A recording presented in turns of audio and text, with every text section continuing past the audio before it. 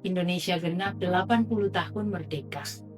Tapi izinkan saya mengulang satu pertanyaan yang sesungguhnya datang dari masa depan. Untuk apa kemerdekaan jika kita masih takut berkata benar? Untuk apa 80 tahun jika pemuda masih lebih senang viral daripada bermakna? Bacaan Alkitab kita Mika 6 ayat 8. Hai manusia, telah diberitahukan kepadamu apa yang baik.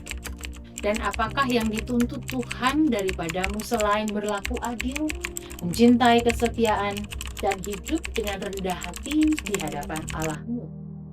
Kitab Mika tidak ditulis di zaman demokrasi, tapi ia berbicara tentang apa yang paling dibutuhkan bangsa kita hari ini. Bangsa yang sedang terluka karena ketidakadilan, yaitu kita membutuhkan keadilan, kita membutuhkan mereka yang tetap setia dan rendah hati.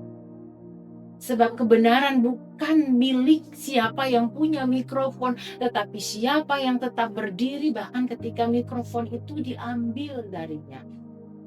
Dan hari ini suara kebenaran itu bukan cuma suara yang didengar di mimbar, tetapi juga di panggung-panggung besar. Itu suara pemuda yang menolak kompromi terhadap kebusukan struktural, yang berani berkata sudah cukup korupsi atas nama pembangunan, yang berkata sudah cukup intoleransi atas nama arus mayoritas. Kalau kita pergi ke Papua, teman, kita akan melihat di sana ada banyak anak muda yang kehilangan tanah dan laut atas nama investasi. Kehilangan tanah mereka atas nama tambang dan proyek. Saudaraku, kalau kita duduk di pinggiran Jakarta, kita akan mendengar ada banyak anak-anak muda, para mahasiswa yang memprotes rancangan undang-undang yang dibahas tengah malam. Itu realitas yang tidak bisa kita tutup dengan baliho "Selamat ulang tahun Republik Indonesia". Keadilan tidak lahir dari seremoni. Ia lahir dari keberanian ketika kita mengadakan ada yang salah dan harus dibenahi. Karena hidup di dalam kebenaran bukan soal religius, tetapi keberanian intelektual. Kebenaran adalah juga soal integritas spiritual.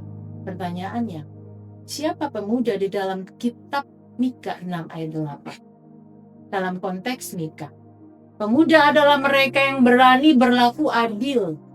Bukan sekadar aktivis jalanan, tetapi murid Kristus yang cinta damai. Bukan sekadar puitis di sosial media, tetapi rendah hati menjalani panggilannya sebagai pelayan kehidupan. Sebab jika teologi yang ditulis dengan air mata mereka yang tertindas, atau teologi jika harus ditulis dengan air mata mereka yang tertindas, maka teologi pemuda hari ini adalah mereka yang mampu berdiri bersama mereka yang dihilangkan haknya, bersuara untuk mereka yang dibungkam dan menyala bagi mereka yang dipadamkan. Karena itu saudaraku terkasih, kalau engkau masih muda, jangan biarkan suaramu dibeli. Kalau engkau masih punya iman, jangan diam ketika keadilan diinjak-injak.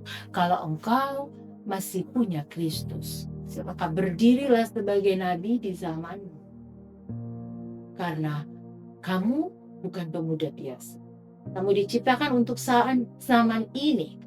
Kamu bukan generasi rebahan, kamu generasi yang dipanggil untuk berdiri di tengah badai dan berkata, aku di sini utus. Saatnya Indonesia menuju 80 tahun. Dan Tuhan tidak mencari mereka yang pandai bicara. Tuhan mencari mereka yang tetap setia berdiri. Maka mari nyatakan, pemuda bukan pelengkap demokrasi, tetapi garda paling depan keadilan.